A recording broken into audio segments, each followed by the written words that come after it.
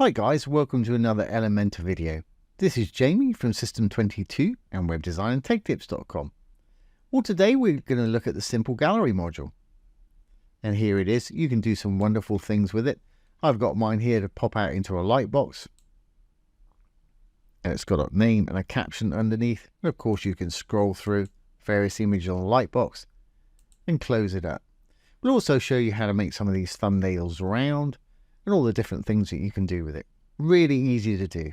So let's get started. If you haven't done it already, edit with Elementor, hit your button up here.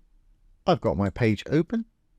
I'm going to go down to that gallery and we'll delete it. We'll start from scratch. Okay, well, I've got a section here, the little pink tab there. If we go over to our matrix here, this is another video in our series of Elementor for Beginners videos. You can find the playlist down below. I'm going to roll down past the Pro. This is actually available in the free version. Into the General here, right here. And here it is, Basic Gallery. I'm going to left click on it, drag it over.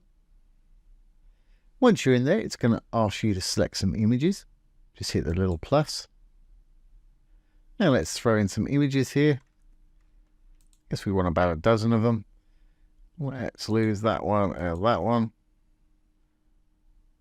And we'll add that one.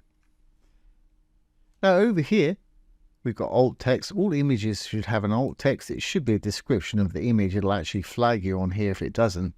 Google doesn't like it if you don't put alt text in.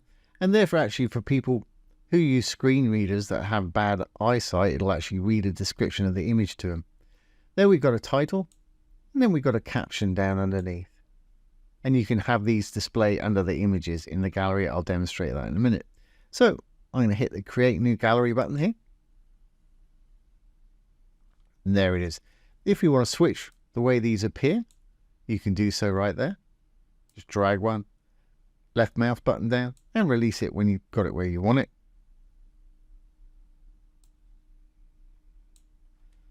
Underneath, as you can see, we've got our little caption. Really descriptive captions I've got on mine, as you can see. When you're happy, hit Insert to Gallery. And there it is. By default, it puts it in as 150 by 150 pixel thumbnails. Here's what I was saying about the alt text. We've got a picture there that doesn't have it. It's highlighted in red. If you want to add one to it, let's go up there. I think it was this one. No alt text. And I'll just call it Futuristic Man. Great.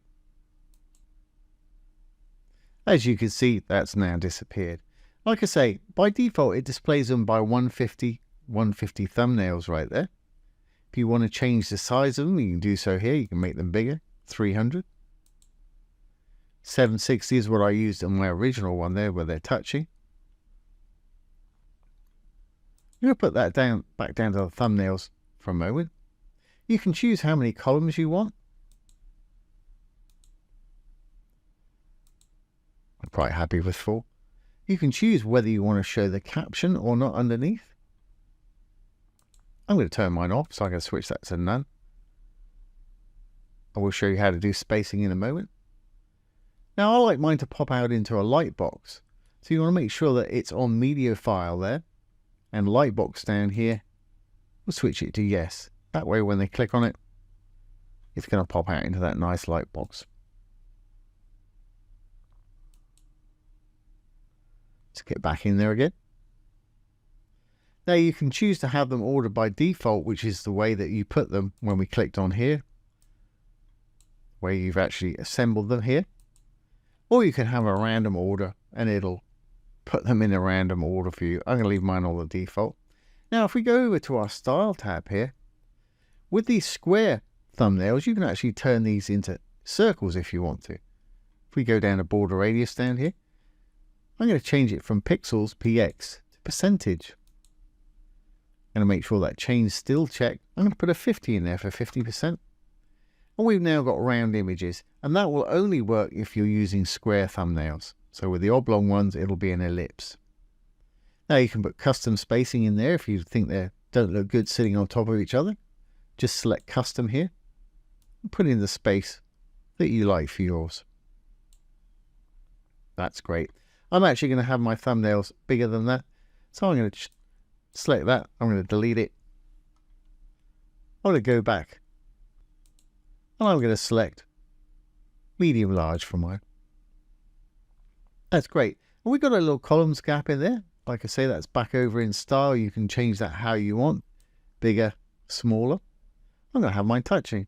I quite like it like that. I quite often have full width galleries on mine. And if we change the amount of columns back in the content here, 6, it's a sort of magazine type. Well, I think that's quite nice. In fact, I'm going to leave it just like that. Okay, well, I don't want any gap top, bottom, left and right. So I'm going to go into the column itself. I'm going to go over to the advanced. That's always where you find padding and margin. I'm going to put a 0 in both the margin and the padding. Make sure the chain's checked. It'll do all 4 at once. That way we've got no gap. It's stretching from one side to the other. Perfect. Great. Well, I'm pretty happy with that. I didn't want to display the captions. I want them all touching. I want them in a little film strip like this. So let's make sure this is going to work on the front end. I'm going to go down. I'm going to save draft or publish if you're ready. We'll hit the little eyeball. If we roll down to our little gallery down here, here it is. When I hover over, you can click on it, pop it out into a lightbox. And we've got the actual name of the image down below. Crazy names right there.